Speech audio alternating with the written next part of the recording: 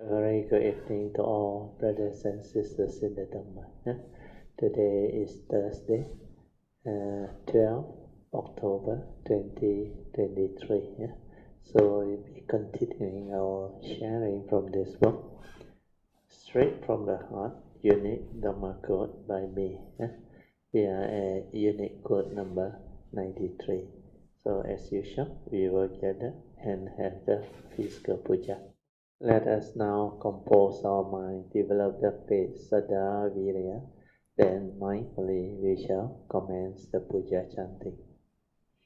Namo 本师释迦牟尼佛 Namo 本师释迦牟尼佛 Namo 本师释迦牟尼佛 Namo 观世音菩萨 Namo 观世音菩萨 Namo 观世音菩萨 Namo 佛菩萨 Namo 佛菩萨 Namo 佛菩萨 Arahang Sama Sambuddho Bhagava Buddhang Bhagavantang Abhivademi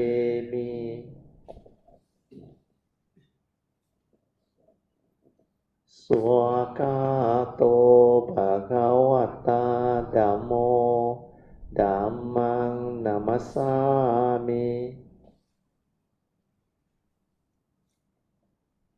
Supatipanno Bhagavato Sāvaka Sangho Sanghang Namami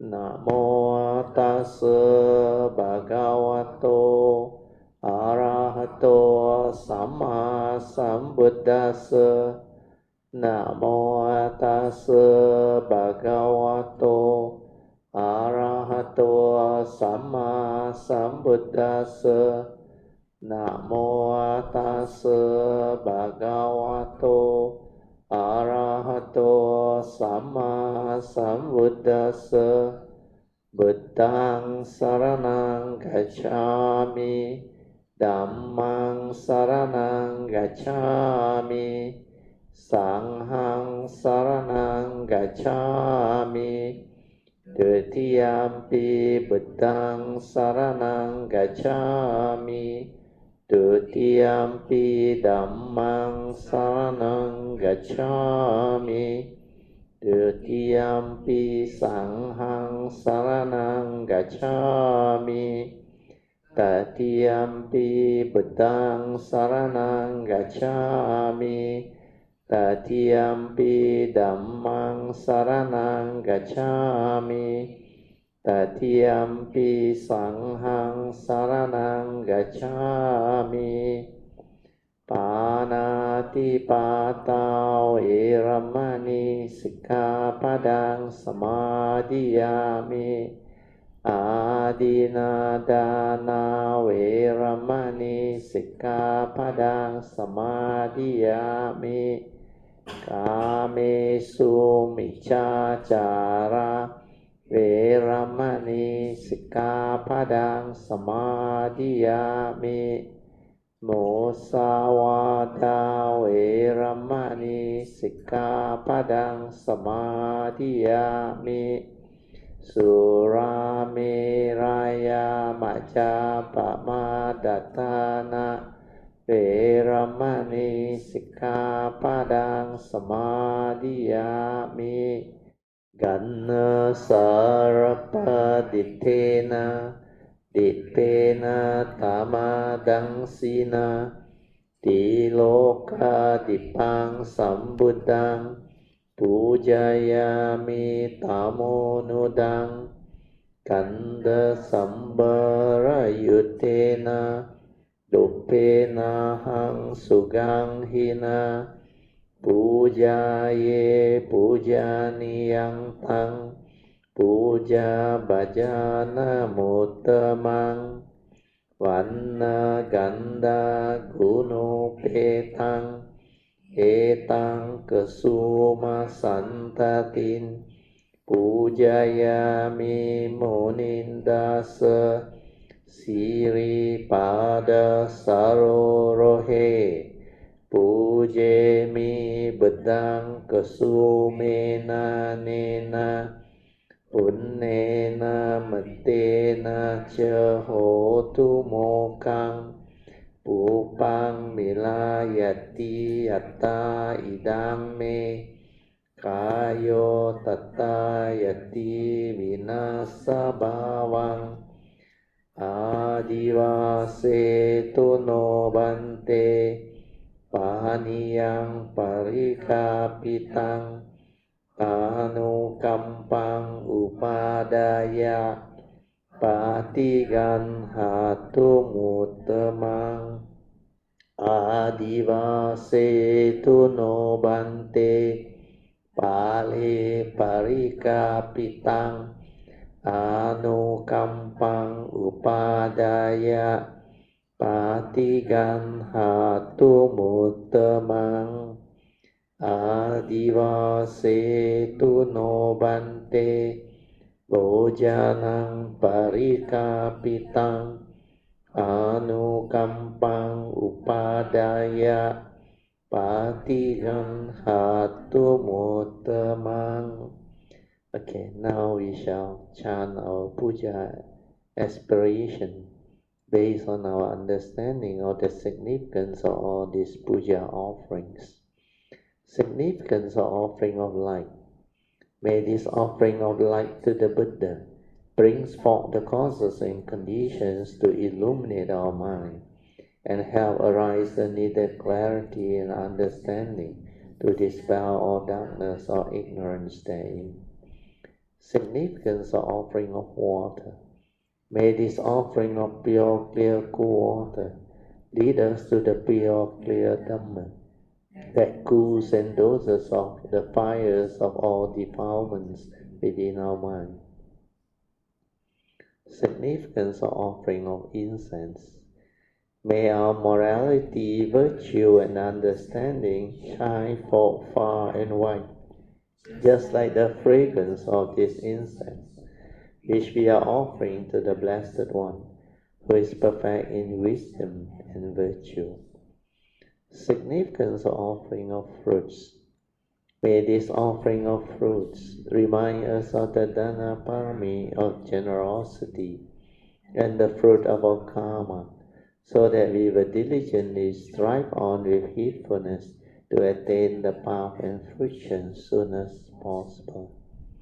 Significance of offering of flowers. May this constant offering of flowers to the Blessed One strengthen our faith and constantly remind us of the impermanence of this body, so that we will diligently and sincerely strive on to cultivate Sila, Samadhi, and Panya, leading to ultimate liberation, the born-free Nibbana. Making of overall aspiration. By the power of all these merits, born of these offerings, may our spiritual faculties of Sada, Virya, Siddhi, Samadhi, and Panya be further strengthened until they become balas or powers. Sharing and transfer of merits to all beings. May these merits be shared and transferred to all beings without exception, especially to those who have the condition and affinity to receive them. Sadhu, sadhu, sadhu. Okay, let's pay respect to Puja. Pedang Pujayami. Dhammang Pujayami.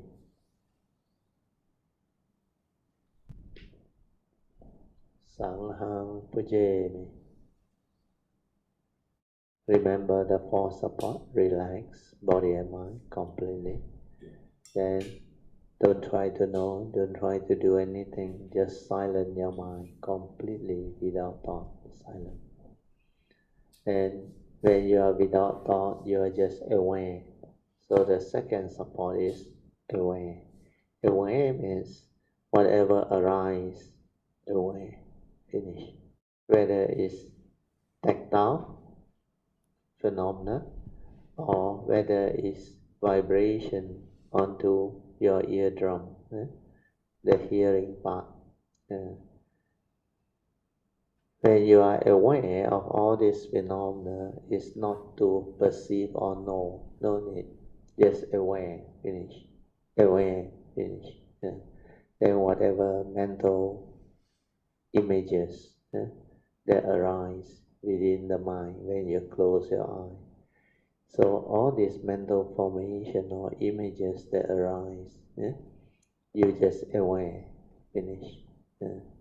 Then whatever smell, taste, or whatever thought process, when they arise, you just maintain awareness, just aware, silent, aware, finish, silent. No need to continue the thinking, the perception, or try to know anything, no need. Just relax, maintain awareness, then allow this awareness to stabilize. Then after that, the last support is trust. That one most people will do later. When your sati, mindfulness or awareness nature within has stabilized, then you can do the fourth support, which is trust. So in the meantime, the first three support is enough. So relax, maintain awareness, then stabilize the awareness within. Okay, I will set the alarm for 30 minutes.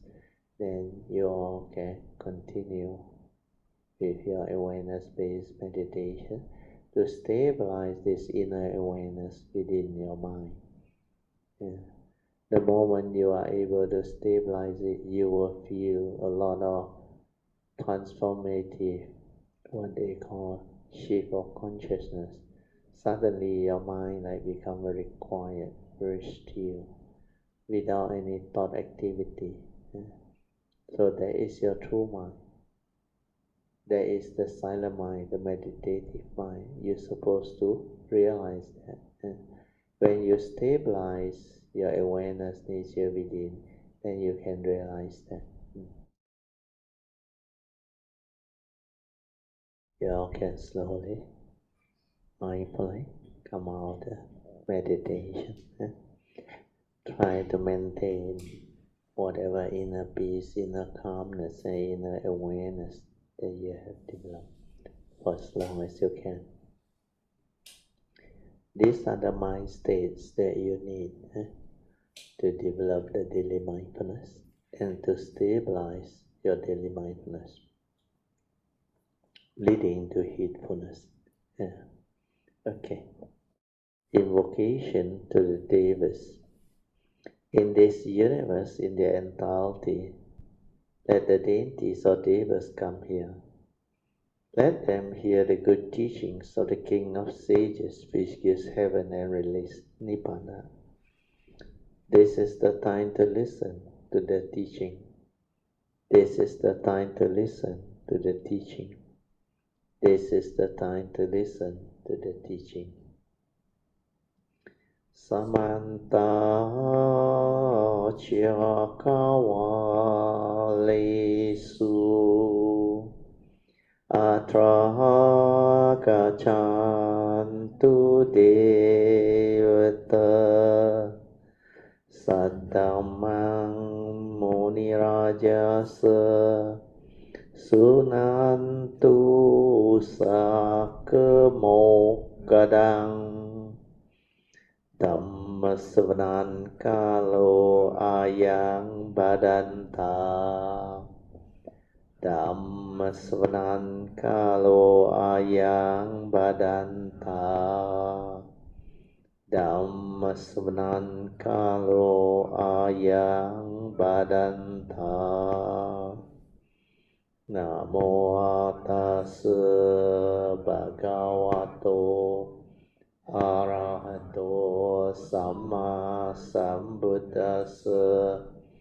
Namo Tassa Bhagavato Arahato Samma Sambuddhassa. Namo Tassa Bhagavato Arahato Samma Sambuddhassa. อิติปิโสภะคะวะอะระหังสัมมาสัมพุทโธวิจาจารณสัมปันโนสุขโตโลกวิดูอนุตตรปุริสดัมมสารถิสัตตาเทวามนุสสานังพุทโธภควาติสวากาโตภควตาธัมโมสันทิติโกอะคาลิโกเอหิปัสสิโกโอปานายิโกปัจจตังเวทิตาโบวิโนหิติสุปฏิปันโนภะคะวะโตสาวกสังโฆอุจุปฏิปันโนภะคะวะโตสาวกสังโฆญาปฏิปันโนภะคะวะโตสาวกสังโฆสามีจิปฏิปันโนภะคะวะโตสาวกสังโฆยะดิดังจัตตัง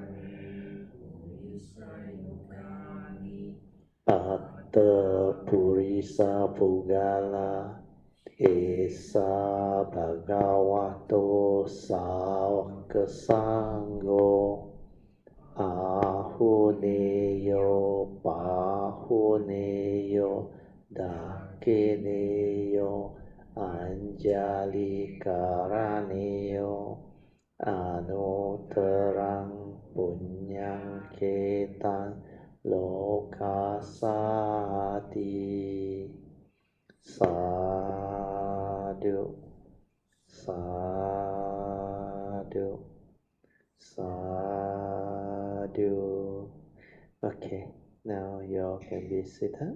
Then just relax body and mind. Maintain some forward attention. Then we will start our sharing. We will continue from where we stopped. Unit code number 93. This code is very important, very useful. So here, the code I mentioned. Once the mind enters sati, we can see our subtle defilements clearly and how they condition us to think, to speak, and to react to sense experience. So this one, you must be able to develop it. Otherwise, you cannot understand where this unit code is very special. Once the mind enters sati, what does it mean by mind enters sati? So this term, mind enters sati, only cultivators of the way who have developed it can understand. Because as a living being, as a human being, we actually have two minds. One is the mundane mind, the thinking mind. This mundane mind, the thinking mind, is what we call the normal human mind that think a lot. Whereas there is another mind that most people didn't understand or didn't have the ability to perceive it or know it unless they know how to develop the awareness-based meditation. When you develop the awareness-based meditation, you will come to understand when thought ceases. Without thought, what happened? When thought ceases, who are you?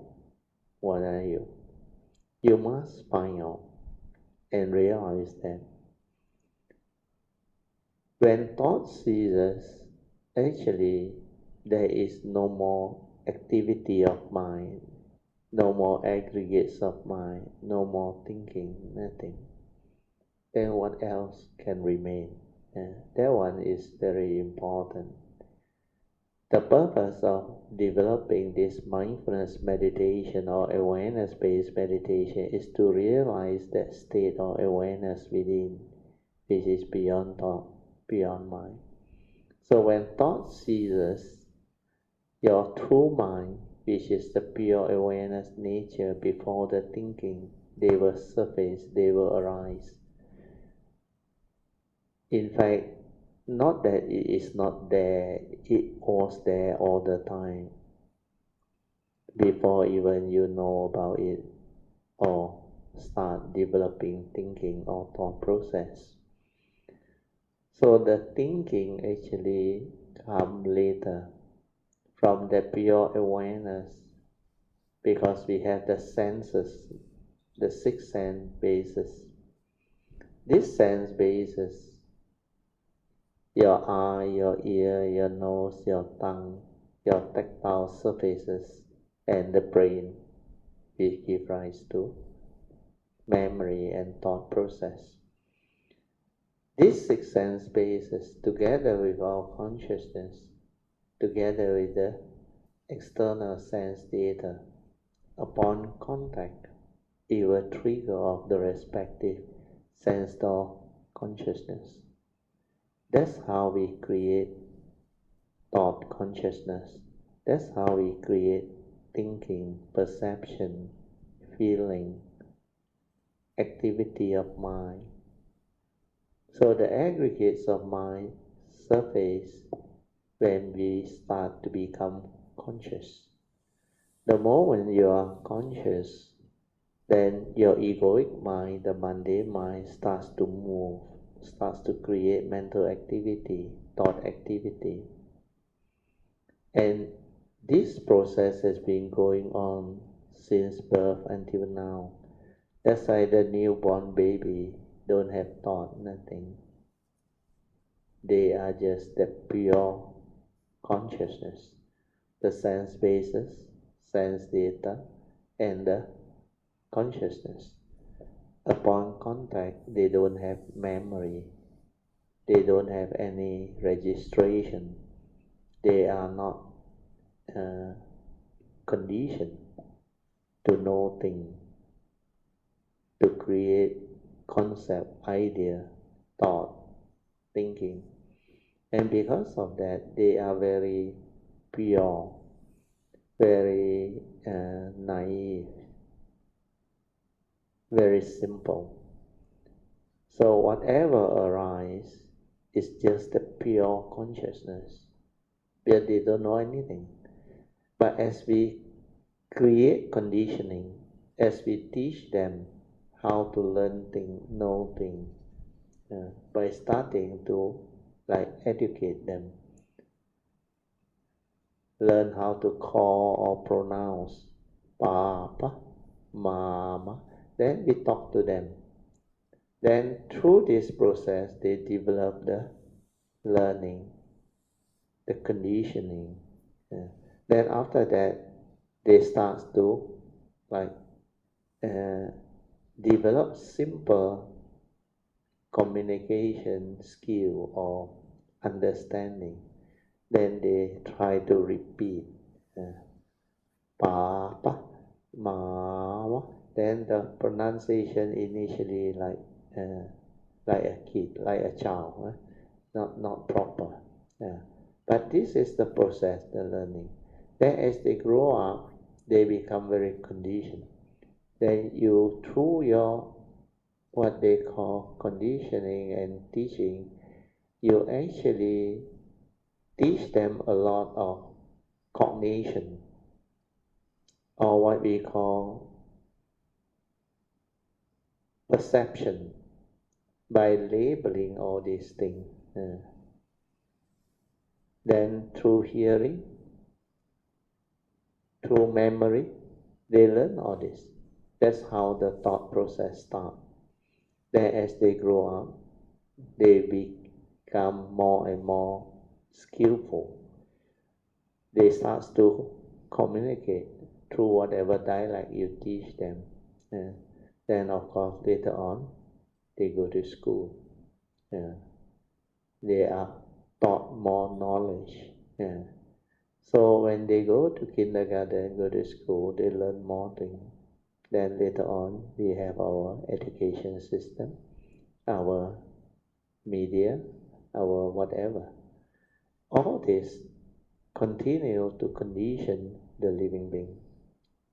And we become what we are until we take for granted that mundane mind that can think, that can communicate, that can perceive, that can feel, that can create mental states, activity of mind, thinking and all those things. Then we take for granted that we can become conscious of what we see, what we hear, what we smell, what we taste, what we tactily feel and think. So this is the basis of the form and mind, the human being, or what we call the so-called living being. We become like animated into a living entity. Then through our conditioning, our belief system, we cling on to this entity and develop the very strong identity. The identity conditioning develops what we call the ego, or what we call the personality. That's why we call it the egoic mind. Then we are given a name. Then beside the name, you are also given the identity to identify yourself as a Chinese or other races. Then your belief system, they identify you. Then they give you an identity card, passport, everything. So that's how the conditioning starts. So to understand mind enters sati, we need to understand this. Like I said, once you are what you are, you already so conditioned, you only know that you have a mind that can think, that's it. But you never understood before all this, there is a true mind, original mind, before the arising of thought. That is your pure nature, your pure awareness within. And from there, mind states, mind activity, mundane thinking, they arise. So understanding this, when we go into meditation, is to unravel this, to develop the clear understanding of all this that we have forgotten because of the conditioning. So here, mind enters sati means you must stabilize your awareness nature within until there is no thought, until your nature is just aware. Then when it happens, initially it's not stable yet. So what happens is, you need to continue to train the mind until it's just aware and it becomes very stable. The stability of it depends on your ability to sustain the mindfulness or the awareness without thought. The longer you can sustain it, the more stable it becomes.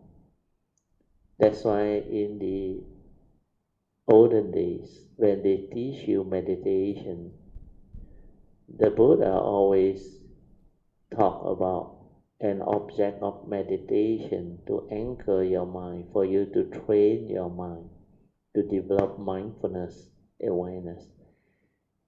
And he liked to start with the breathing. He called it anapanasati. means we develop mindfulness of the in and out breath. When you are aware and mindful, you do not think. So what happens is, most people, when they do that, they do not understand the purpose, the meaning, the intent. So what happens is, instead of developing mindfulness of the in and out breath, they go and focus, develop concentration, build up the energy and all those things. So it ends up the mind becoming like very concentrated or focused. Of course you experience peace, calmness and all those things. But this one is a conditioned state. It's not a free mind in sati. So what we want to develop is a free mind in sati. That's why I teach you the awareness-based meditation, where you can bypass all the thought-based activity. Even the object of meditation is not really necessary. You only need it initially as a skillful means to anchor your mind. Because most people don't know how to meditate.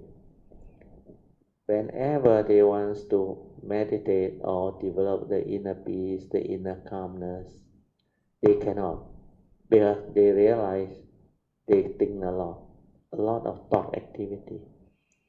So what happens is actually, according to the Buddha, our mind states that condition the thinking, we call it the mental hindrance, because it hinders our mind from entering the meditative state of inner peace, inner calmness and inner awareness. And what are these? We have gone through. They are sensual desire, ill will, sloth and torpor, restlessness of mind, and the last one is doubt. When you have these five, it becomes mental hindrance. It will hinder your mind from entering the meditative state. That's why you cannot develop the silence within, the tranquility, the stillness, the inner peace, the inner awareness. So, in order to overcome this, the Buddha actually taught the five opposite mind states. He called it the spiritual faculties that can allow you to enter the meditative state and develop the meditative mind. And it's also called the spiritual faculty because it enables you to develop the understanding of spiritual teaching, the awakening, the meditative understanding. And these five spiritual faculties are very important. They are Saddha, Virya, Sati, Samadhi and Panya, which we have gone through. Saddha is faith in the Buddha and his teaching. When you understand who the Buddha is, how unique he is, and how special the teaching is, then your faith in him becomes very different. Your mind becomes like full of faith. That one will develop the inner peace, the inner calmness. That's why faith will bring about the inner peace, the calmness. Because when you have faith, there is no doubt, there is no restlessness, there is no worry. The mind becomes composed, calm. So faith is very important in order to overcome doubt, the mental hindrance, in order to overcome restlessness of mind. Then the other one is virya. Once your faith is there, it will drive you to cultivate, where you see the beauty of this teaching, the importance of this training. That's why the second spiritual faculty is virya. Virya is translated as spiritual zeal, Z-E-A-L, or spiritual tenacity, to train yourself, to go this way, to cultivate, to develop the understanding. So it's like a driving force a spiritual tenacity or zeal to constantly develop the understanding and the cultivation. So when this virya arises, it will drive you to cultivate sati or mindfulness, the third spiritual faculty. Means you train your mind to be aware, to be without thought, to realize the true mind, the silent mind. So you need to anchor this mind so that it's all the time just aware without thought. Yeah. When you can do that, then the mind, no more thought, is only aware. That is how mind enters sati. So to do that is not easy, I realize.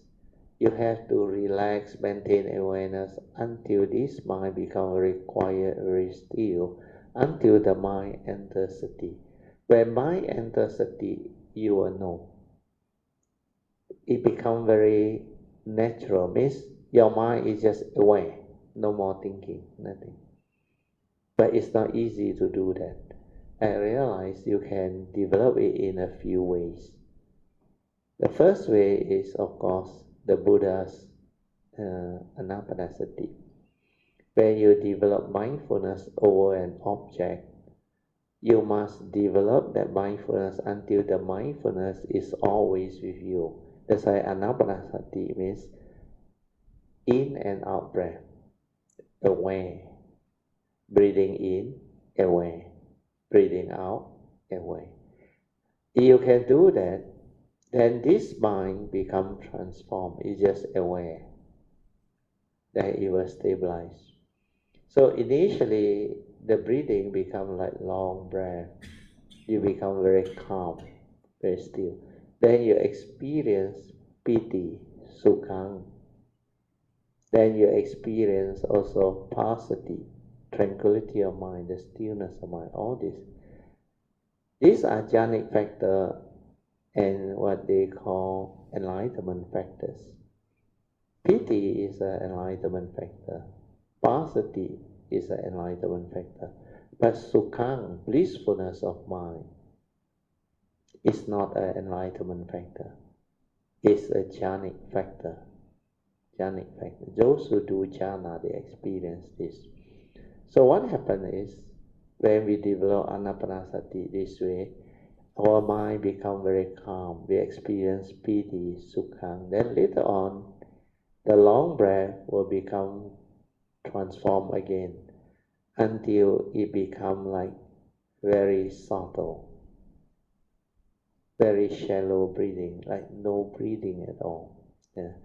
This will happen.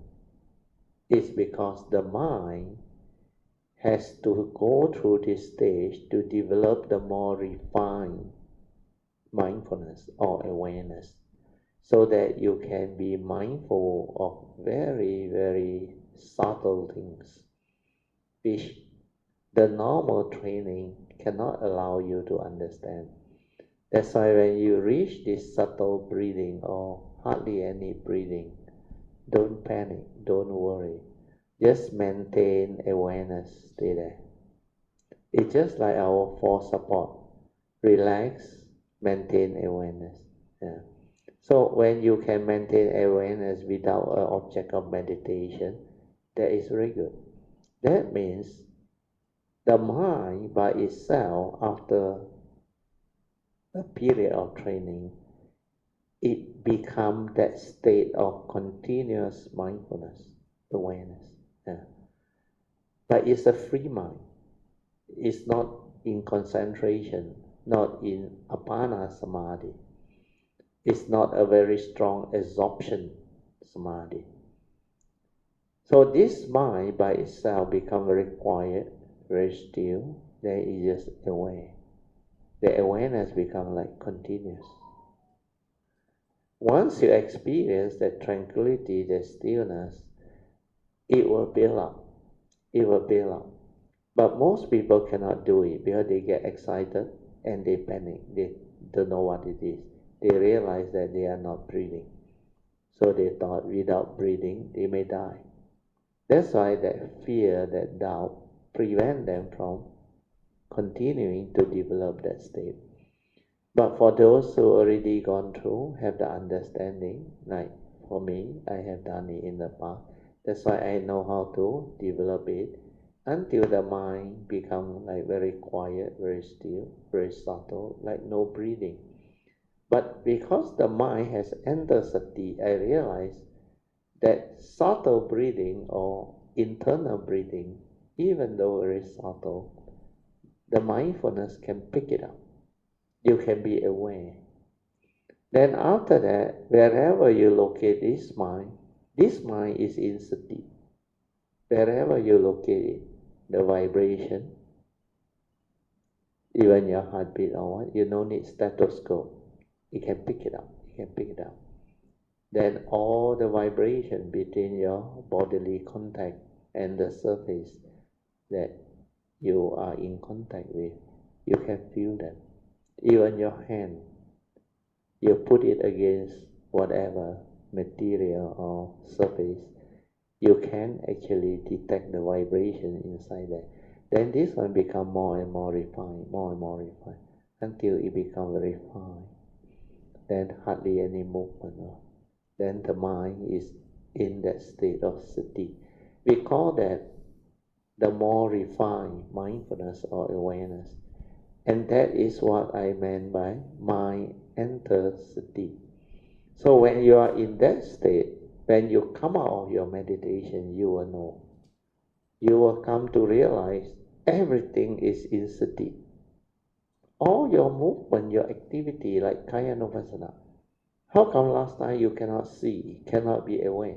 Now, like your awareness is with your movement, your activity. Then when you see things, it's same. The sati and the awareness is with the phenomena you see. That's why you can have the ability to experience the specific phenomenal awareness. The awareness and the phenomenal move as one. Then there is also this spacious awareness without a center, where you just relax and maintain awareness and silence. Do not allow your mind to dwell anywhere. Then your mind, the true mind, is one with your nature. We call it the awareness nature, the oneness nature. Once you can realize that, your mind becomes different. You understand things differently. That's why this understanding of mind enter sati is very important. It's not easy to develop the understanding. You have to do it until it happens. So once mind enters sati, I go back to quote, unit quote number 93. We can see the subtle defilements clearly. This one is very true. Because you are just aware. All of your movement, activity, phenomena, then your mind state, everything. You can develop the ability to be aware. So you can see all the subtle mental intention, or we call it defilement, your cunningness, your subtle dislike, aversion, or what, or your duality, the duality that you create, your like and dislike, your pleasant and unpleasant sense experience. And everything you come to perceive, you have a mental reaction to it. You see them clearly. Then your intention behind, you are aware of them very clearly. That's why I say you can see your subtle defilement or mind state clearly. Then how, after you perceive, based on your views, opinion, conditioning, memory, insecurity, phobia, or whatever, views and opinions and belief system and conditioning, your mind think, react, stir, and create the dialogue and activity. That's why I say you will be able to see clearly your defilement and how this defilement condition you to think in certain habitual manner, your habitual tendency, then how it condition you to speak, to react to sense experience, and develop the habits, or your particular personality and all those things. And how fear arises, how fear come to be, how insecurity come to be, how worry, anxiety, doubt, all these mental states comes to be. So this is what awareness-based meditation is. If you can develop the training until the mind enters sati, you will understand all this. That's why in the last Tuesday class, and Song was doing the sharing, we came to a conclusion. This retreat, the most important thing is you must stabilize your sati, your mindfulness, your awareness.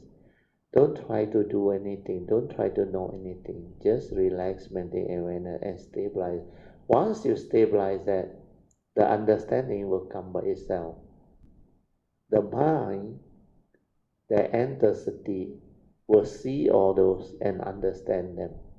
That's why it will give rise to wisdom. You can see things as they are, observe phenomena. That silent observation allows you to understand who are you, what are you, and how you function as a human being, how you stir your mind, how you react to sense experience, how the views, opinion, conditioning, belief system, and the memory actually create the hell out of your life. All this you will start to understand. Yeah. Then when you understand, you develop the clear understanding to contemplate and reflect. Why must I be such? Why must I react in this way? Why must my mind behave in this way? Where all this will lead to suffering, entanglement, misery. Then you start to see all this with understanding. Then you start to develop the clear understanding to straighten your view, so that you need not become what you are, so that you don't have to go through all this unnecessary suffering, misery.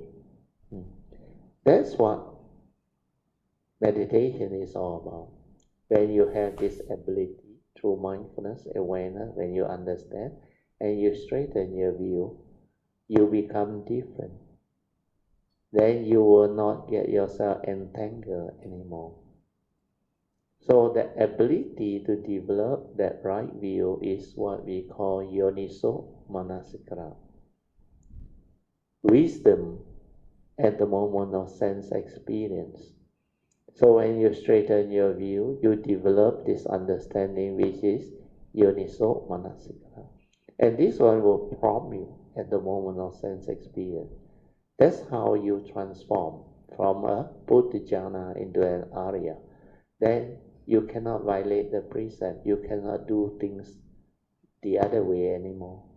You cannot go back to the old way because you see clearly with the wisdom. All this lead to suffering, not worthwhile.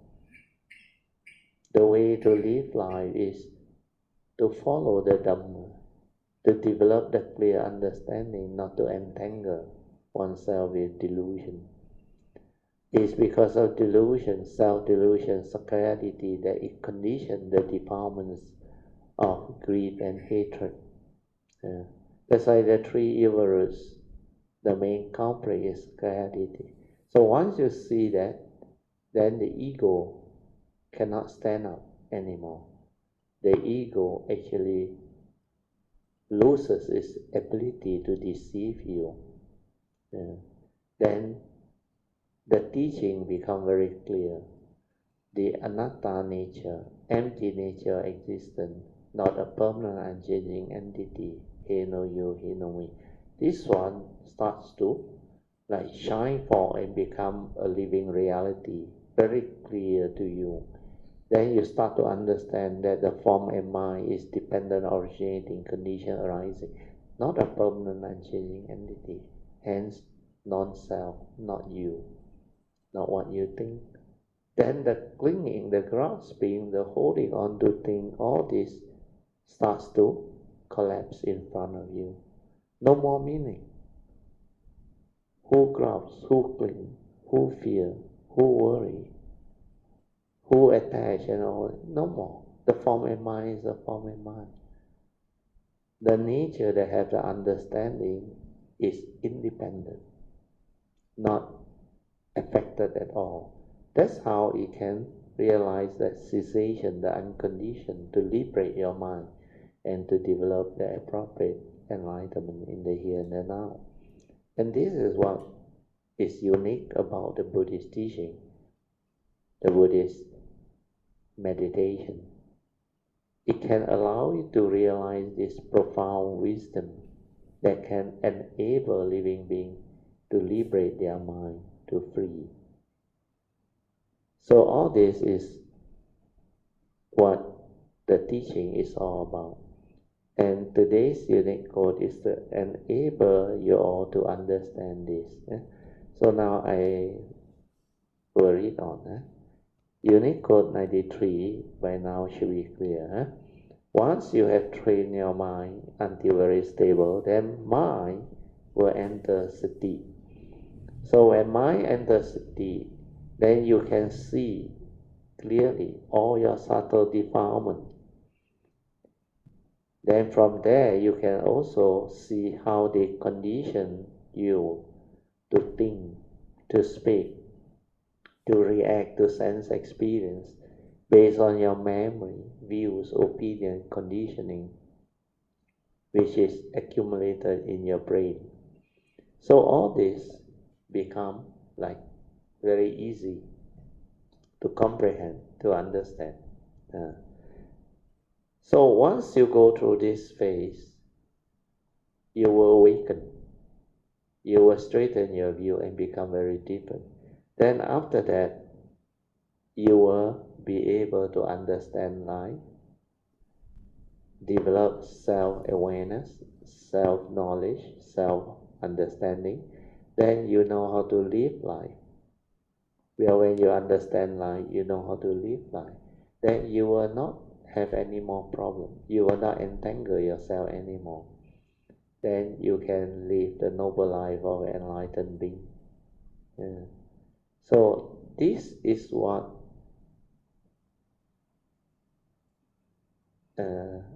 existence and living is all about. Without this wisdom, living beings suffer. When you have developed this wisdom, suffering need not be, just like what the Buddha proclaimed in his Third Noble Truth. Then, when you are able to develop the clear understanding to bring forth the enlightenment in the here and the now, then you will be able to live life to the fullest. You can experience all of the pristine beauty and wonders of life, and yet no more suffering, completely free. And that is the most beautiful phase of one's life. You can develop that. It's phase 3 of Dhamma, Pativeda.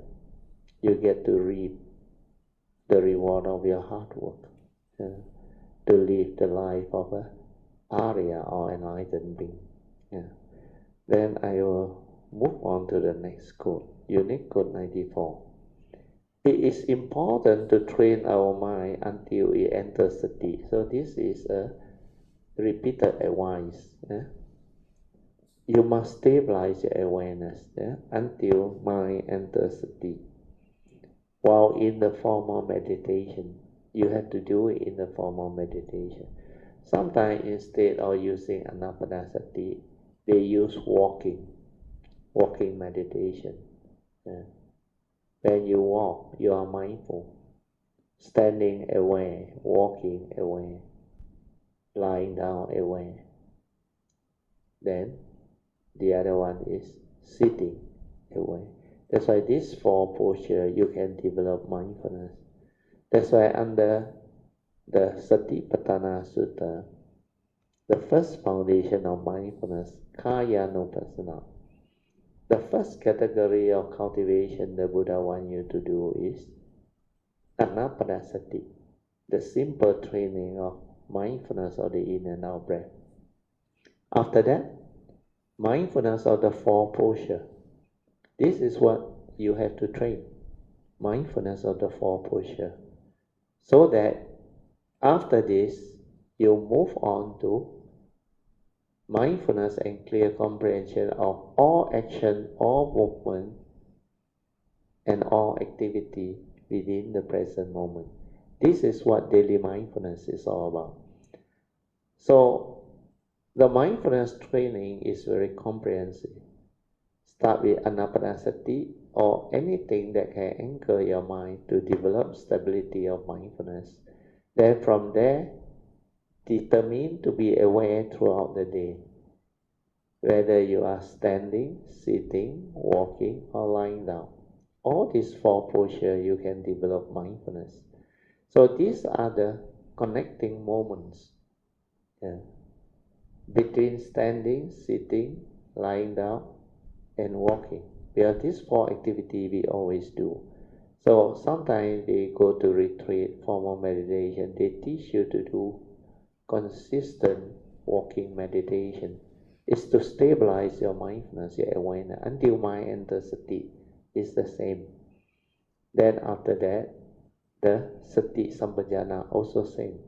Daily mindfulness, until mind enters sati. So you can do it either in anapanasati or in the walking posture, or in any of the what they call sitting or lying down posture, where you can stabilize your awareness.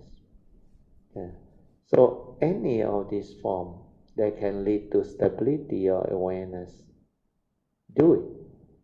That's why I said, try, develop the faith, saddha, then virya, then diligently continue to train until it arises. It's not difficult. It's quite easy. Then when it arises, you will reap the result of your hard work or your sacrifice or training. So here, under Unicode number 94, I read to you again. It is important to train our mind until it enters sati while in formal meditation. So this I have explained. Otherwise, you listen to this. You do not stand a chance to have such mind state while in the midst of life. Because when we live life, we cannot maintain this type of mind state or the trained mind state, which is mindfulness. Because when you are in the midst of life, doing your daily activity or career or chore, you are active. Your sense door are active.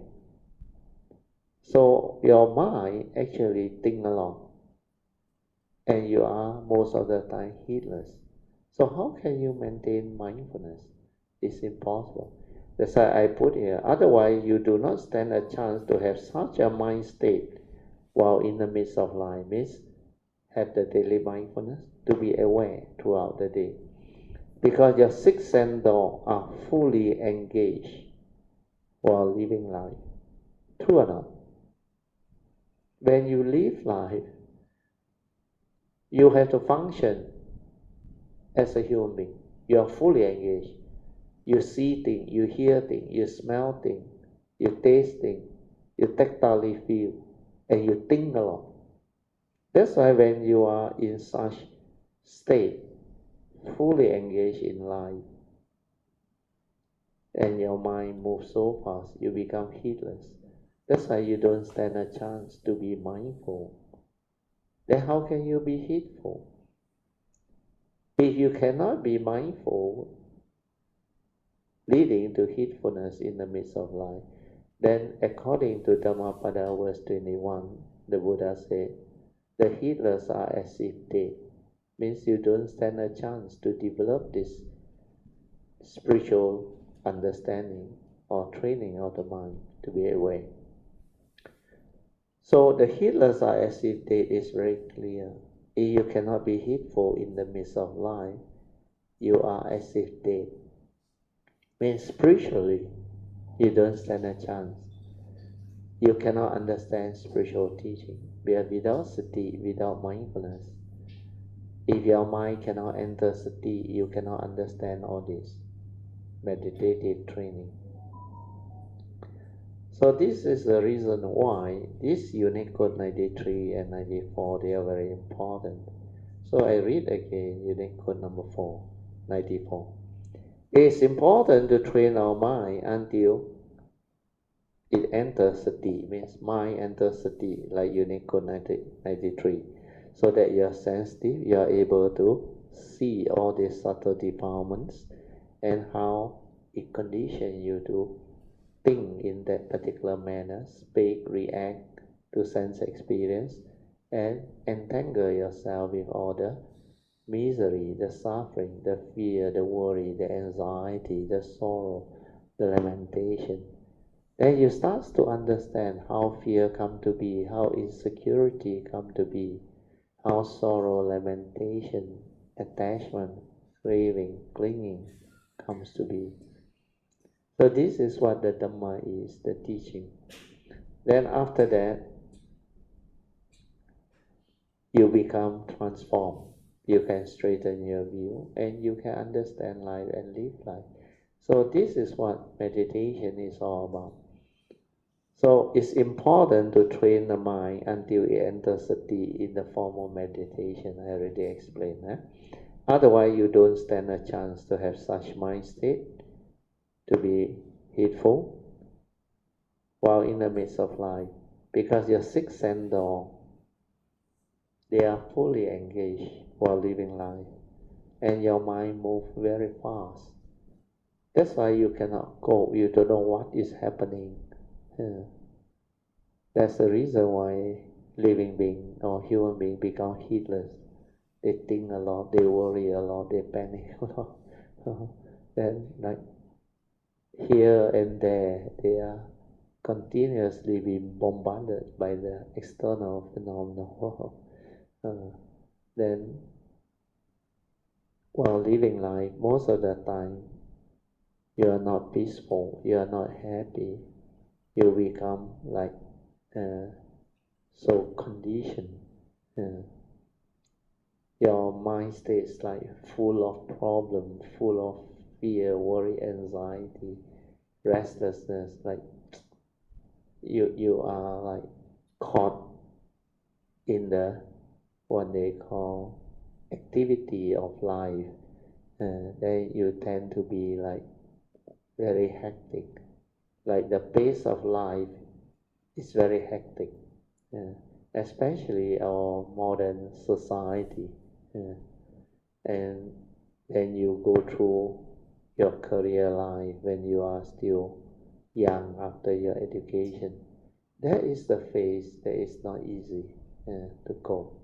Then of course you also have to go through your later life, which is your youth. Then you become an adult. Then after that you start to age. Then you start to experience old age, sickness and death. Of course, the reality of life and existence, the first noble truth reality, they all come into play. Then you start to experience the reality, separation from loved ones, separation from prized possession, when you cannot get what you want, when things don't go your way, when you are with people whom you don't like, when you confront old age, sickness and death, but can you cope? When you are entangled with health problem, relationship problem, separation problem, can you cope? Career problem, where you are being like bullied, or like people torture you, torment you, create fear in you. When they put intense fear in a person, especially when you are going through the career phase, you develop the fear of losing your job, your career. So a lot of bosses, or what they call superior, they had this peculiar way of forcing their staff to deliver. So they call it management by fear and harassment. They harass you to do the work, deliver. Then they put fear in you.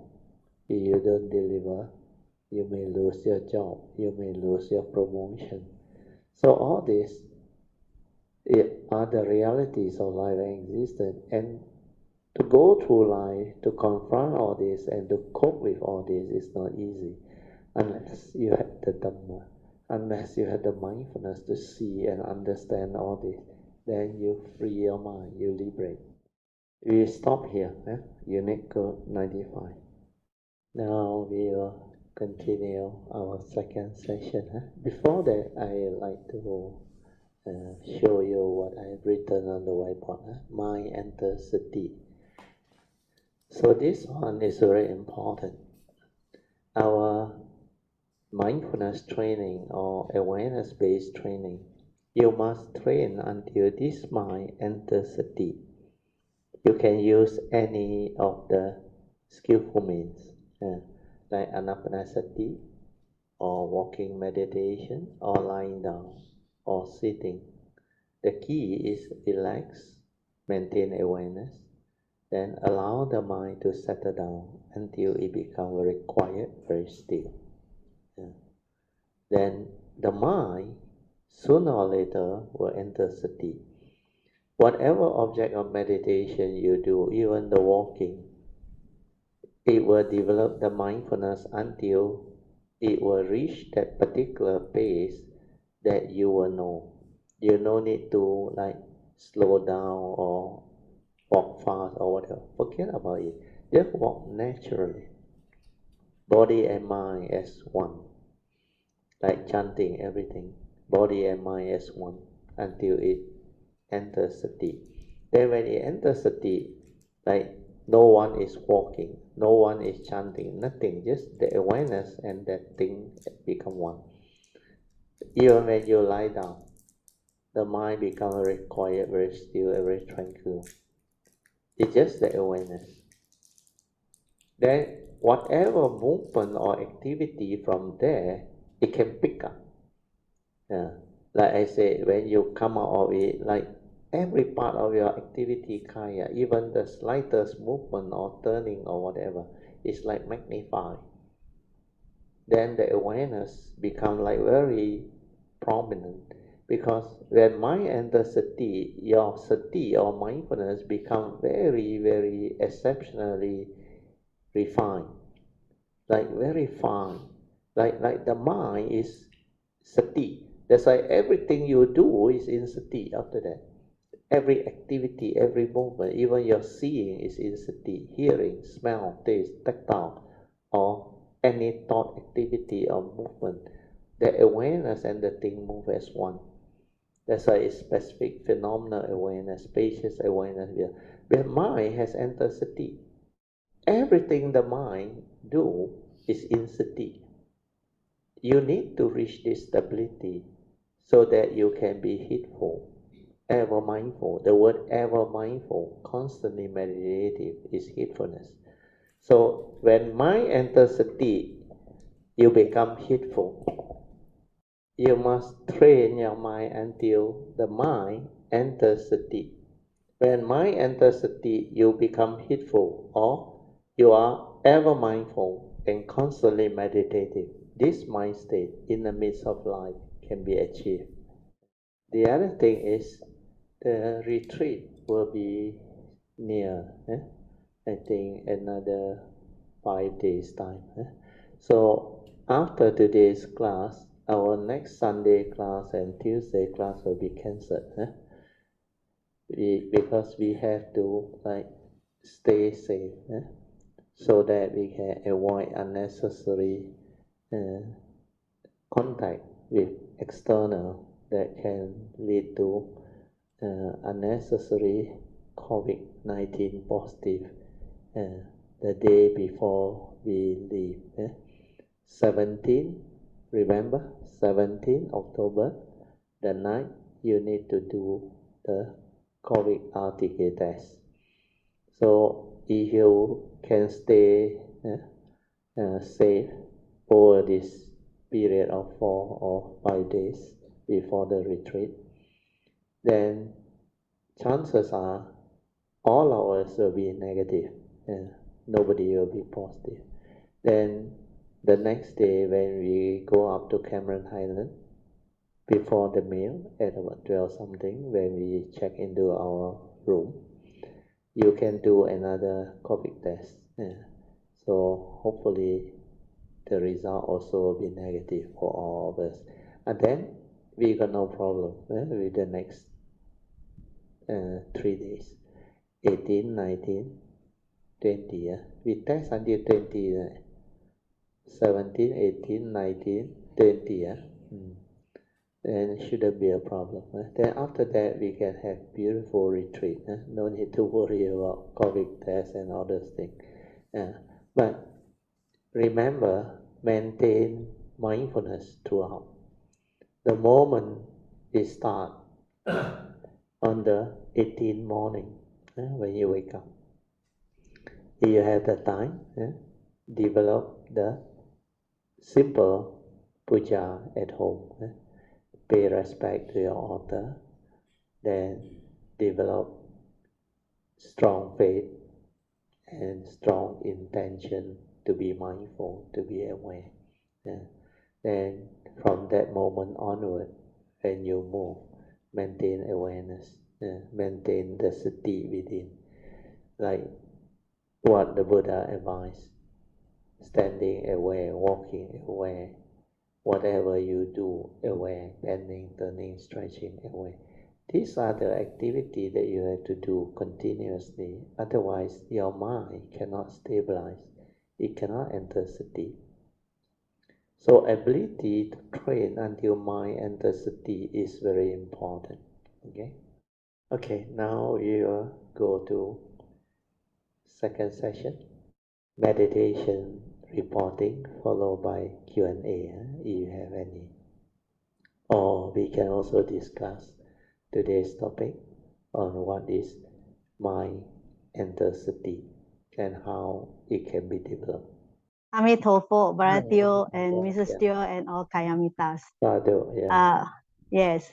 Baratio, I want to talk about meditation, particularly today's topic. Sadhu. Yes, Very yes. good. But before that, I'd like to congratulate Brother Song for his latest good progress that he had made and sharing. That he created a lot of faith in for Kayamitas to have a lot of sadhak, and we are to cultivate sati until mind enters sati. That's very important. To stabilize the sati. That was very important. Yes. So today I'd like to take this opportunity to talk about sati, Brother Teo. Sadhu. Very good. Yes. Yes. Because this topic is always in everybody's mind, especially for cultivators of the way. Yes. We often talk about sati, but it kind of eludes a lot of people what actually sati is, Yes. So very true. It is very difficult to fathom actually, but when you have not experienced it, it's very difficult to fathom what is sati. Very true. That one is very true. Yes. So I like to take this opportunity to talk about it. But before that, Brother, I want to share a little bit of the normal life lah, normal life. Okay, Normal life. Yes. Talk about a bit of normal life, so to relax a little bit, and then you can mind enter sati, brother Teo. Yeah. So I want to talk about this. That leads me to talk about sati and at a later stage. Early this year, brother Teo, I told my husband that I want to buy a new walking shoes. Yes. A new walking shoe. So he said, oh, good. He also need another pair of walking shoes. So two of us need walking shoes. So he went ahead and buy. The thing is very funny. Before COVID, we always go to the store to buy. But after COVID, we buy online, brother. Cheaper. We no longer buy at the shop. But actually, I like to buy at the shop because you really can wear the shoe correct. For me also, I like to see the physical thing. I don't like to see online. I mean, online always look very good, but when you take home, you arrive, it may be different from it may be something else. Yes, correct. Especially the fit, brother. But anyway, the size and all those things. Correct. But because we buy the same type of shoe, the same type of shoe, so just judging by the size that I usually wear, so he go ahead and buy online. So he buy online, and he also never tell me, brother, what type of shoe he buy, what color he buy, that kind of thing.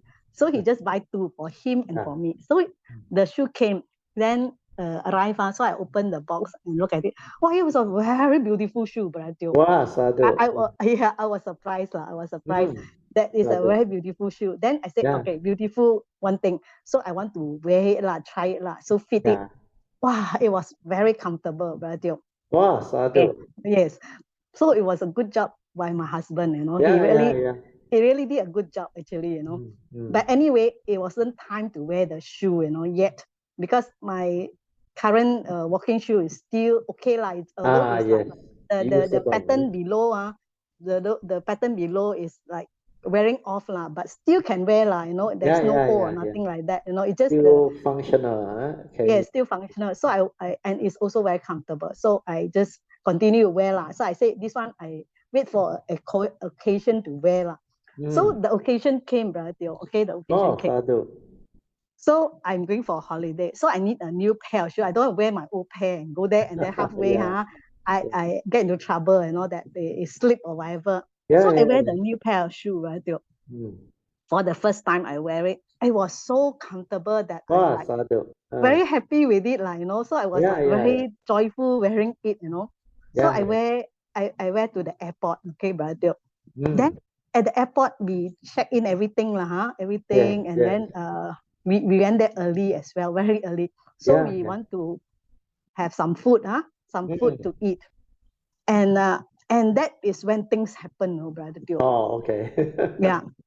So what happened was I have to go after all the check-in, then we go through the immigration, then we want something to eat. So I look around the store, there are many stores, but I was walking happily, very relaxed and joyfully walking. And then suddenly, brother, the awareness nature came, surface. Yes, the awareness nature surface. You know what happened, brother? You see, normally, how do I say it? Because I want to give a few scenarios to explain to you what actually happened. Okay. Usually when you walk, you have gravity that pull you down, Correct. I don't have gravity at all, no, brother. You feel very light. Yes, very light and bouncy. And then, the funny thing is, there's no gravity. It's like feather, And I see there's nobody inside me walking. Okay, so I was like, a bit unexpected because I was looking for food to eat, and then this thing happened to me, right? So it's the first time this type of experience come to you. Yes. So because of the nobody around, there's nobody inside me.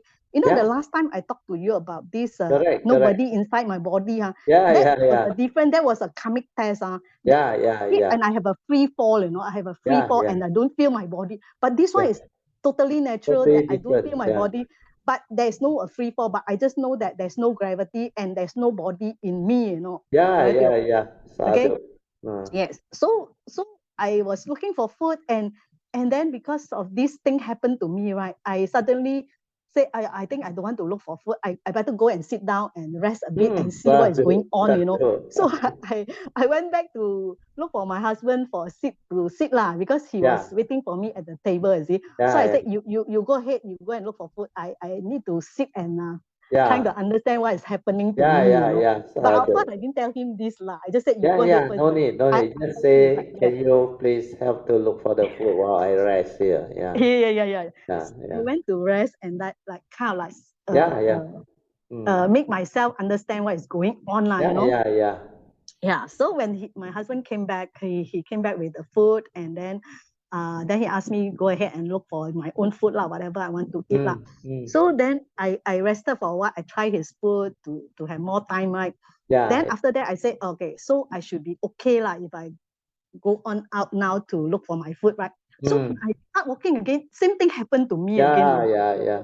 So the awareness is still there, and that I'm still not with the body, walking Correct, around, correct, correct. walking around, and looking for food. So Sadhu, sadhu. it was Very like good. very strange to me lah, that this is like, I mean, Yeah, it will it manifest and show it to you on. yes. Mm.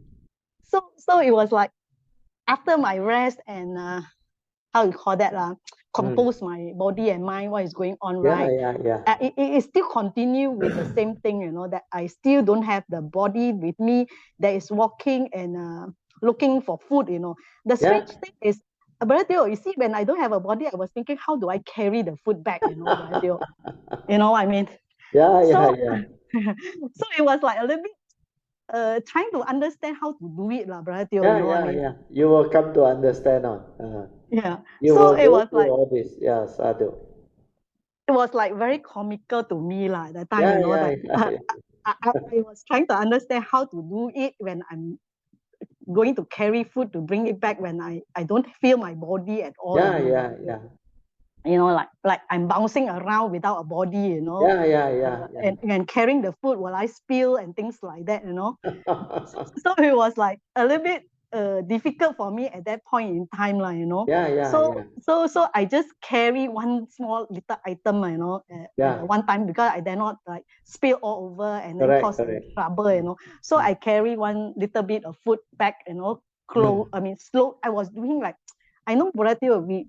I mean, initially when I was doing walking not as per normal, I don't have to intentionally walk very slowly. But in Correct, this case, correct. I did walk more slowly, because I was worried that I spill the food or trip the Yeah, food and yeah, things yeah. like that.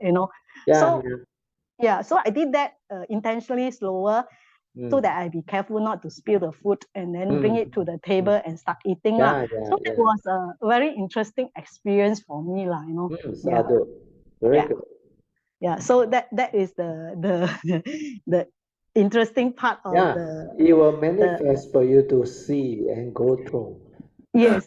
Because when we develop the understanding and the cultivation, different time, different place, sometimes out of the blue, without uh, any like sign or whatever, like not within your normal expectation, suddenly it happened.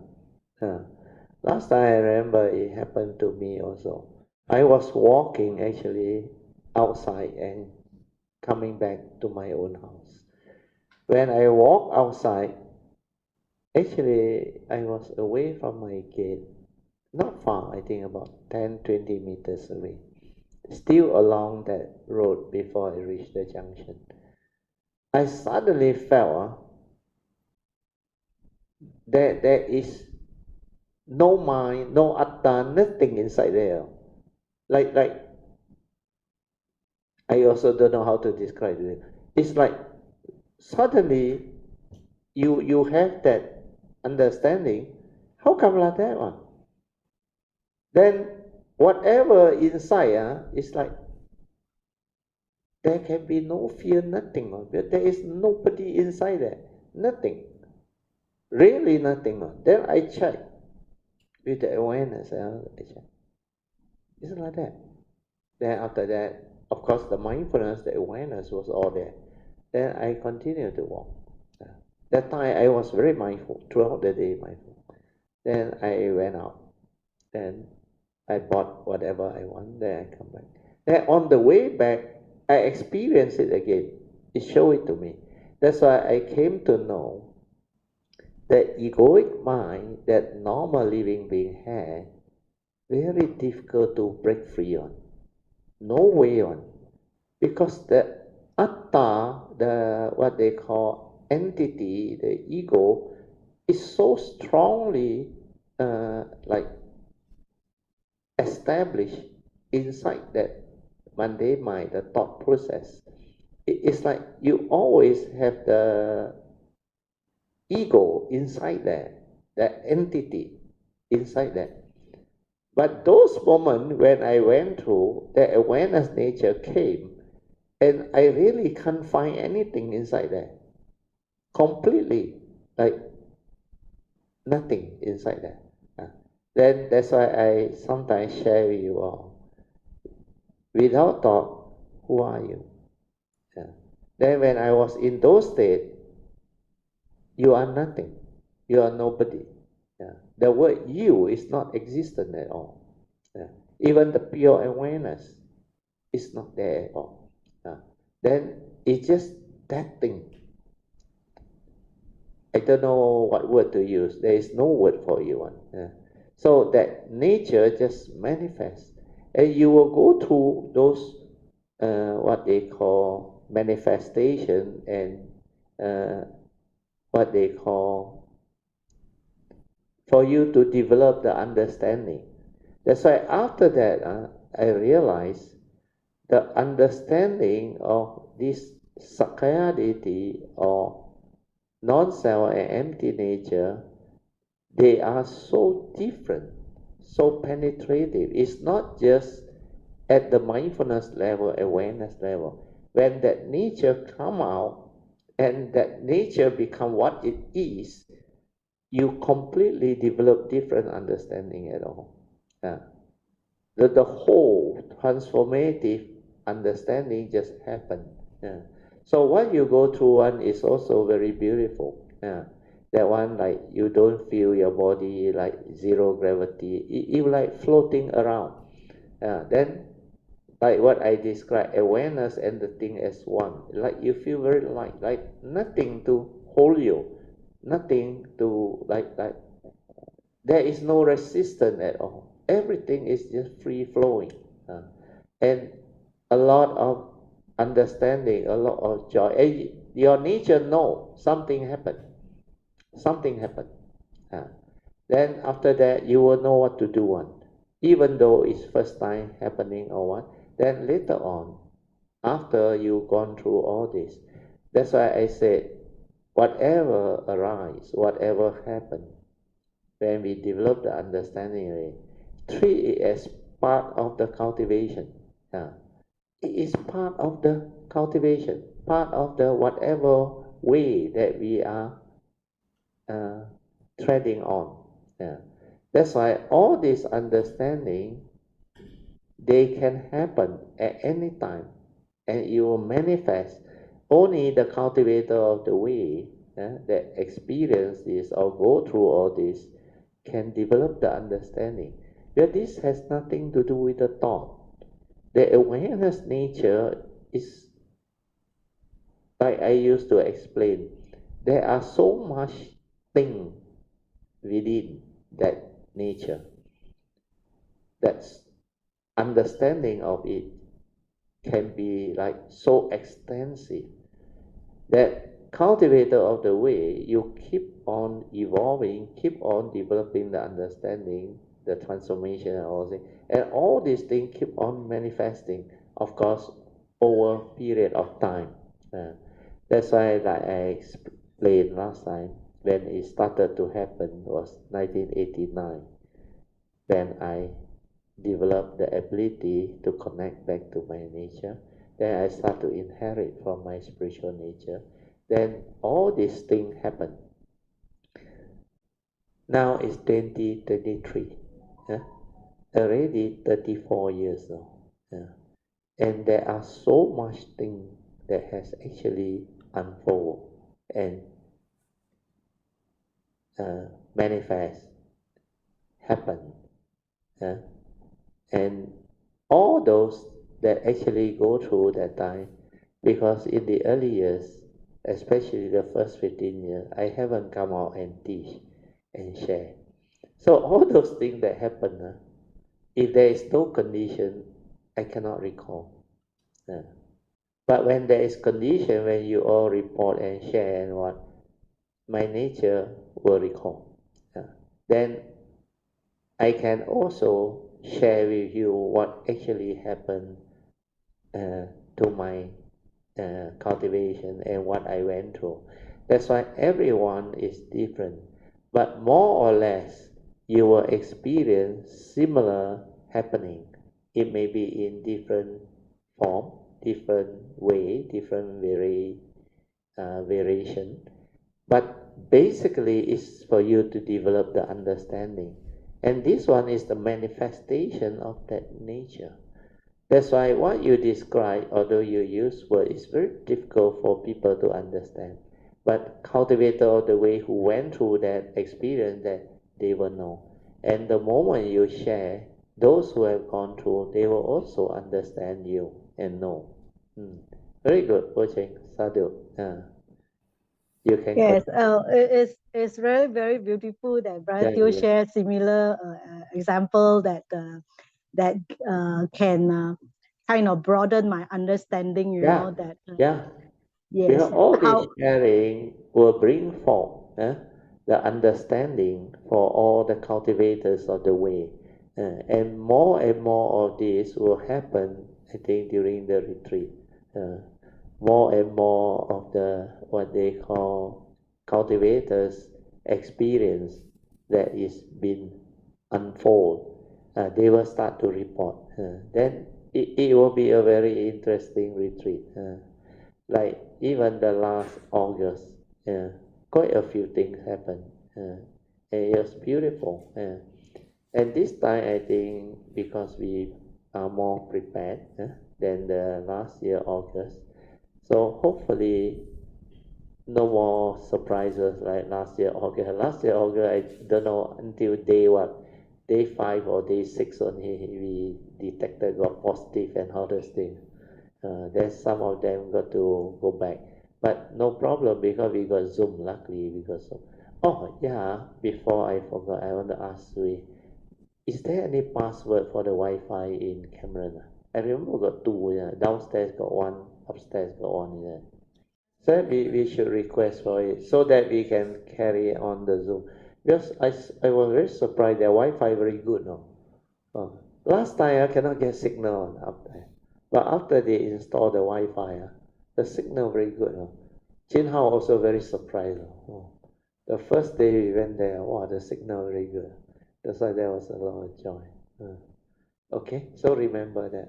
Last year they installed purposely because of us. Yeah, because of us. We should thank them actually. Sadhu, really sadhu. Yeah, sadhu. Thank you. We should actually thank them. So this retreat also, I think we going to pull together our common fund, and we are going to donate as usual, 10,000 to the temple,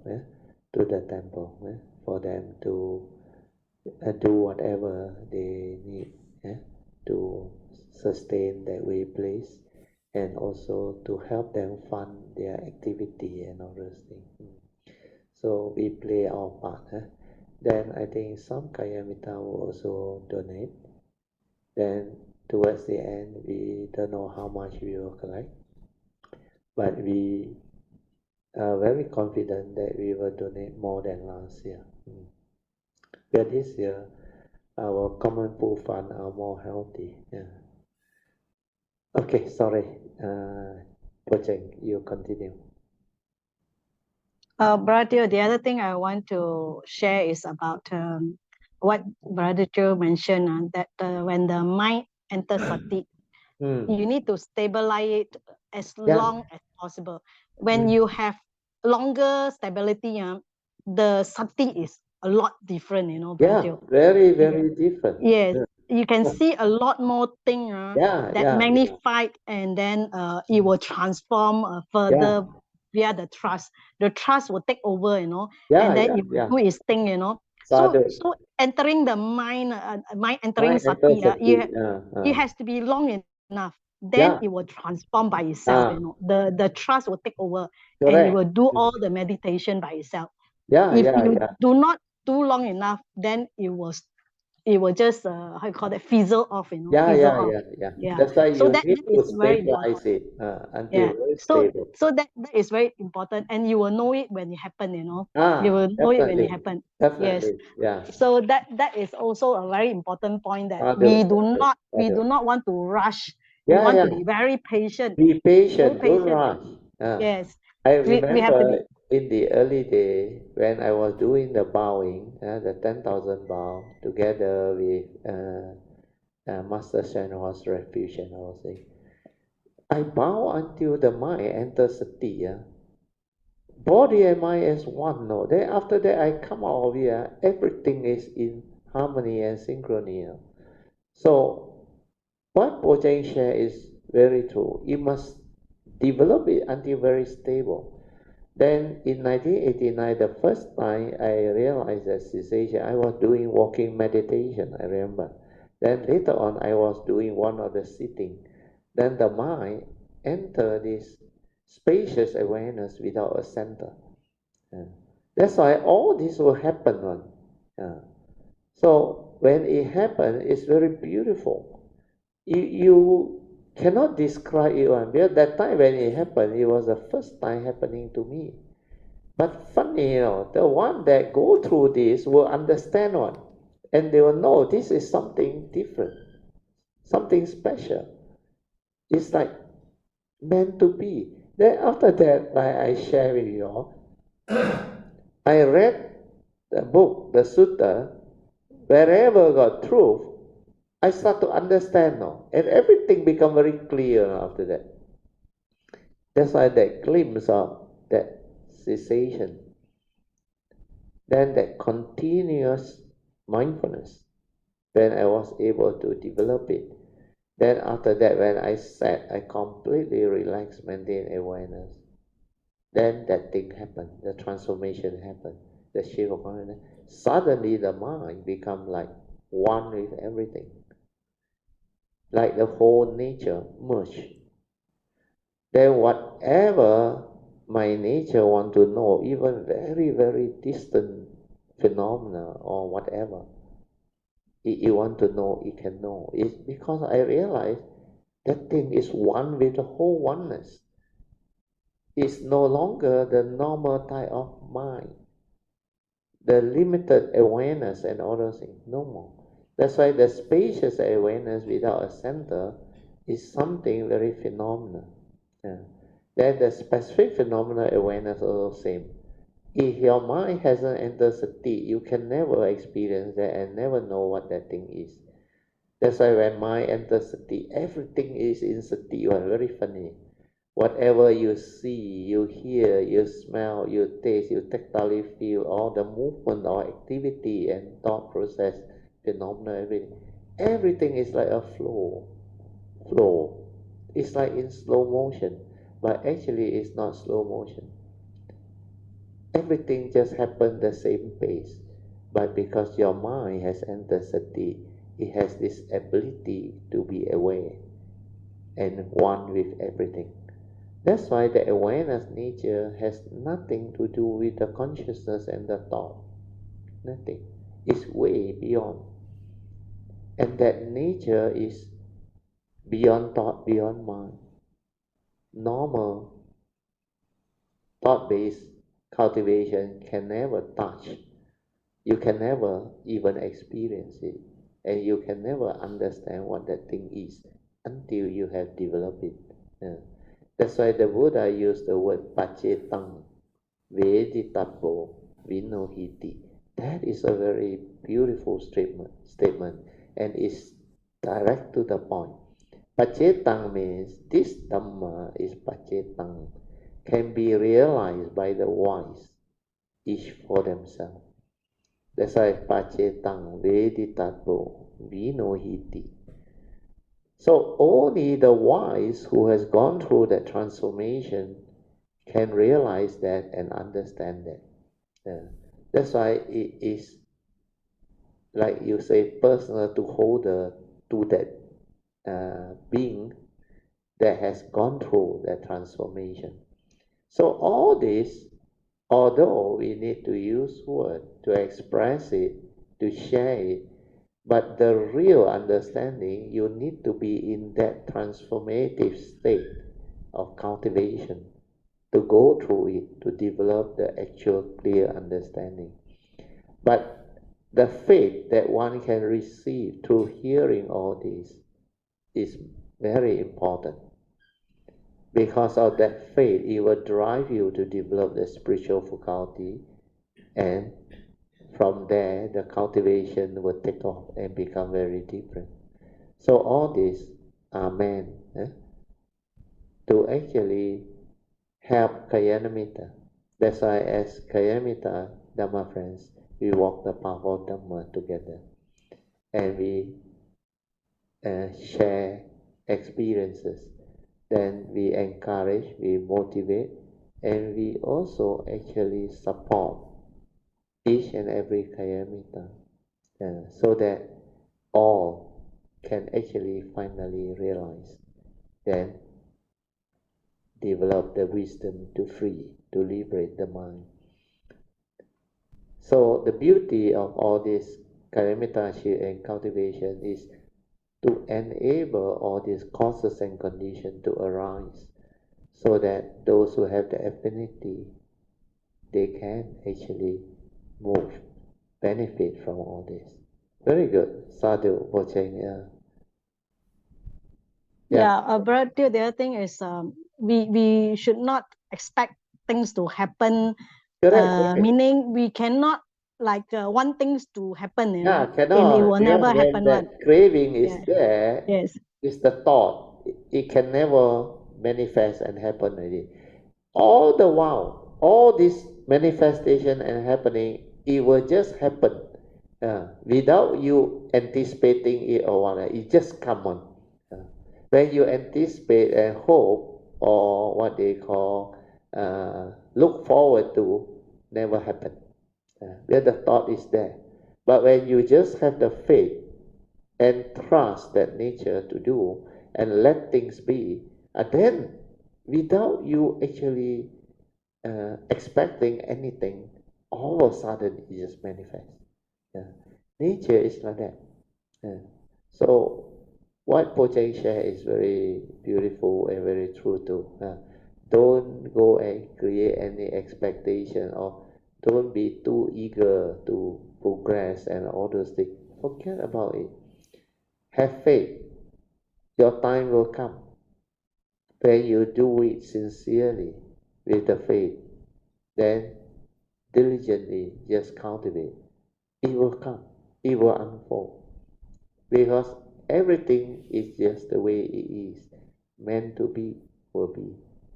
So when your faith is there, I already said, faith, sincerity, and diligence, these three will unfold the path, will bring forth the path, will bring forth the transformation. So Saddha, very important, then it will drive you. So as long as you are sincere, you continue to persevere, diligently cultivate. The path will show itself, the nature will unfold, and the cultivator of the way that goes through this will understand. That's why the form and mind that realizes all this is already there in your nature. That's why no need to remember, it's not a knowledge. When it awakens, the form and mind that has gone through that wisdom and understanding is already in his nature. That's why during that life, he no need to remember. Because this is not a knowledge. This is an awakening. The nature that awaken already have the understanding. Otherwise, it can't awaken. Okay? So these are beautiful sharing. Poh Cheng, another 3 minutes. You can summarize.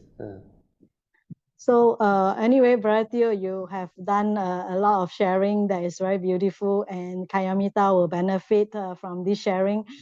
For me, personally, I just think that we do it properly with strong sada and virya, and perseverance is very important. Just do it correctly, and naturally relax and joyfully do, and listen attentively will be sufficient. That will pave the causes and condition, and the nature, like Brother Teo said, will unfold accordingly. So I mean, things will manifest. Even though Brother Teo mentioned also, and Brother Song also mentioned, even though nothing happened during the retreat, right? But I can be, I mean, I wouldn't say assured, but I'm very sure also, that when you come out from the retreat, you will benefit a lot. Yeah, you will things become will very happen. different. Yes, you will Without transform. them knowing it, yeah. Yes. Because Actually, when you will we know are also. together, the 8 or 9 days is enough. Yes, because the collective consciousness, the energy, and the wholesomeness of mind that you have developed over the 8-9 days, I tell you, you can never get it even while you live life for maybe millions and millions of lives, if you don't have the sasana and the understanding and the condition. Because this, even last time I shared before, every of the Thursday class, Tuesday class, Sunday class, you listen attentively. The wholesomeness of mind, the merits, the understanding that one can receive from all this sharing is beyond your wildest imagination. You will never know how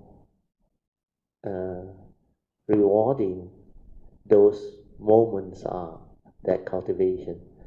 That's why when it comes to cultivation, not everybody can understand.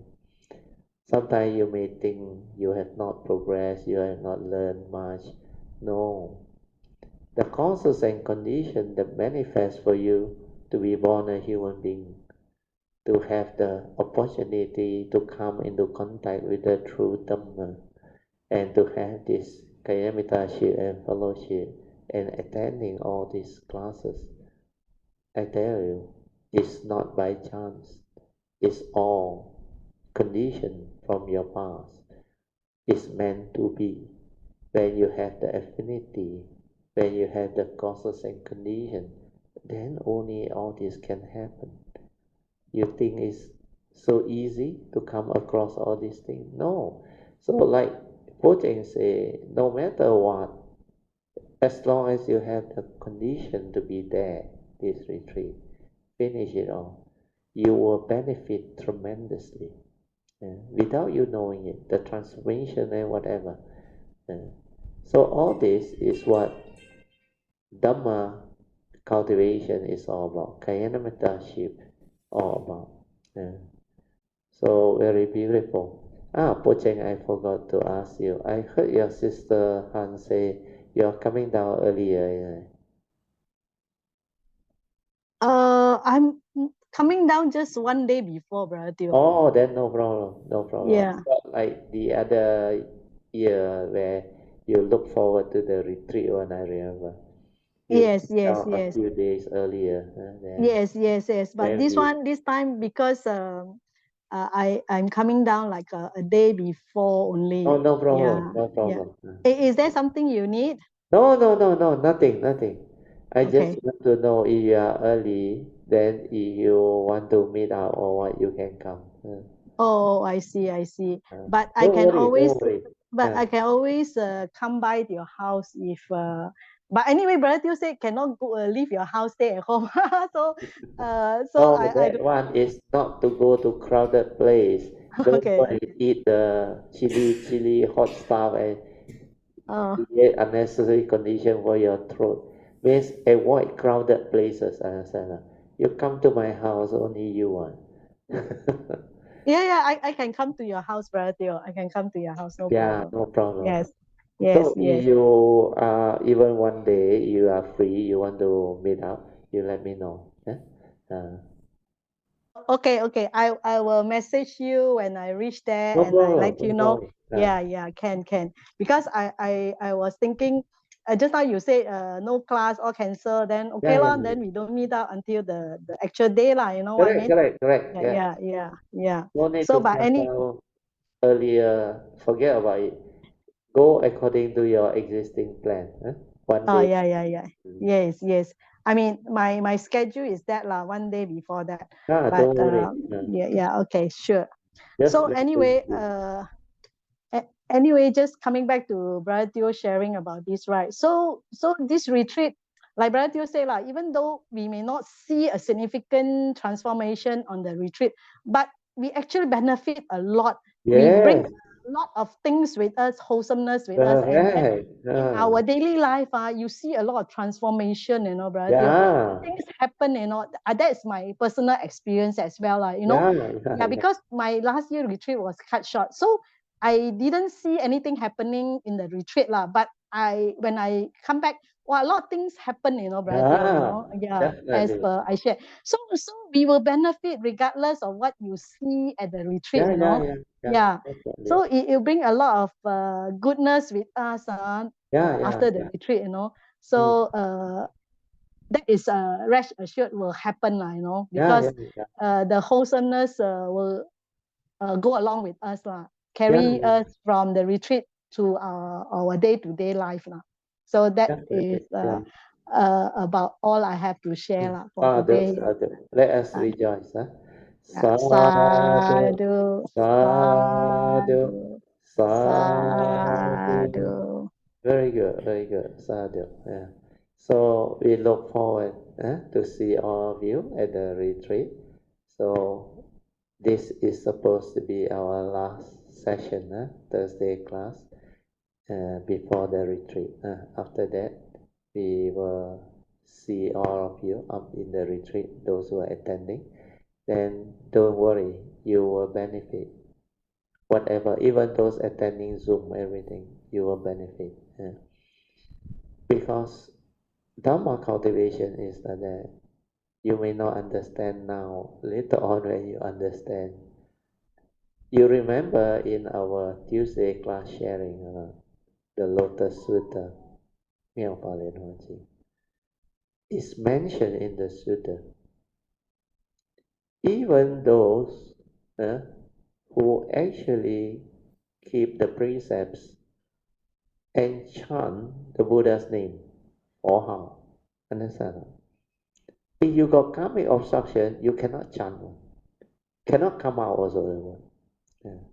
But if you don't have karmic obstruction, we somehow go to the retreat, you know how much chanting of the Buddha's name and the mantra that we are going to chant, Ta Pe Chou, the Mahakaraniya Sutta and all those things. And a lot of those salutation and recitation that we do before we start our class and we end our class, then they are chanting, morning chanting, afternoon chanting, so much of the great things for how has been chanted, especially the morning chanting and the evening chanting or afternoon chanting, the Amitabha, Guan and all those things, when we all round for, then when we do all the, so from the sutta, you know, when you have the faith and sincerely chant even the four half, they all only expect you to chant once now. And it's already like imprint and condition all the future cultivation, and he assure you become Sama Sambuddha in the future. So why are you worrying about not progressing? That's why I cannot understand. Have faith, understand. Whatever you do, it has already bring forth so much causes and condition for the future to manifest and happen. And like I said, you have your past. Otherwise, you cannot meet my nature.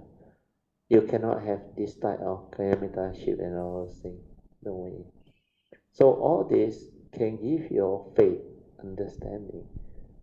Do not allow your thought to tell you all those things. Why I so why I until now follow Brother Teo so long still didn't learn anything, still nowhere, nothing. Forget about all those things. Understand now? Have faith and develop the joy. That ability to have such affinity is rare now. I like the song that last time Pamasuri composed one. 一起 what 跑天涯 or what Pusempusa yeah lah, you get it out and in the recording of our annual gathering of Kayamita and we sang. That was a very beautiful. When I heard that one, I said no wonder this life still this type of condition around. Yeah lah. Correct. And together we actually come together and all that. I forgot the wording. It's very beautiful, I remember.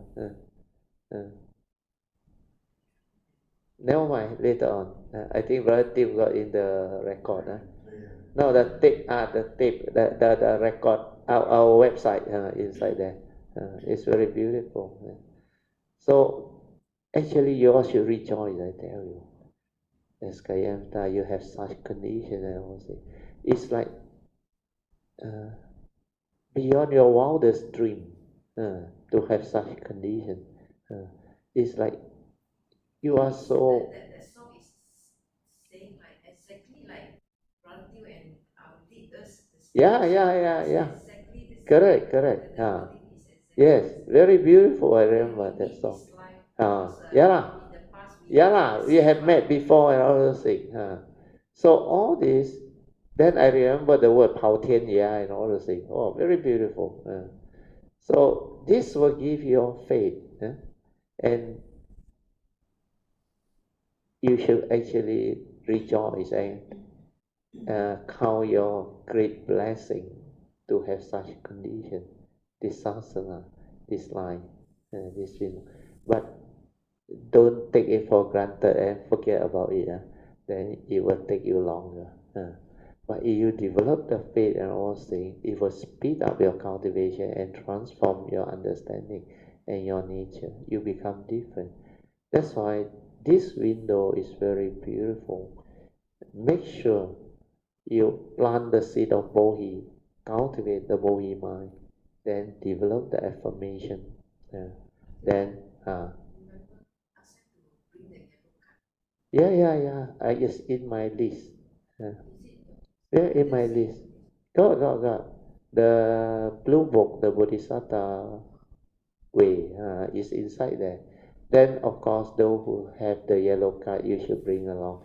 Because this is supposed to be a Bodhisattva vow card. If you don't bring along, means you have already memorized it or mastered it. But most of them will bring anything. You still have or not? Don't have already. Never mind, my house have. I have brought a few, just in case people don't have. Okay, let us end this. Okay, let us rejoice one more time. Sadhu, sadhu, sadhu. Okay, let us share this marriage with all beings, starting with the Devas. Akasata Chya Bhumata Devanaga Mahindika Punyang Tang Anumoditwa Chirang Rakantu Loka Sasana Etta Vata Jamehi Sampadan Punya Sampadan Sabbe Deva Anumodantu Sabba Sampati Siddhya Idang menya tinang hotu Sukhita hontu nyatayo Idang menya tinang hotu Sukhita hontu nyatayo Idang menya tinang hotu Sukhita hontu nyatayo Devo satu kalina sa sa sampati heto cha vito bhavatu loko cha raja bhavatu dhammiko imina punyang kamina mami bala samagamo satang samagamo hotu yawa nirvana patiya sadhu sadhu sadhu. Okay, you all can now pay respect mindfully to Lord Buddha, Guanyin Bodhisattva, and all the worthy ones. They may end. Sadhu.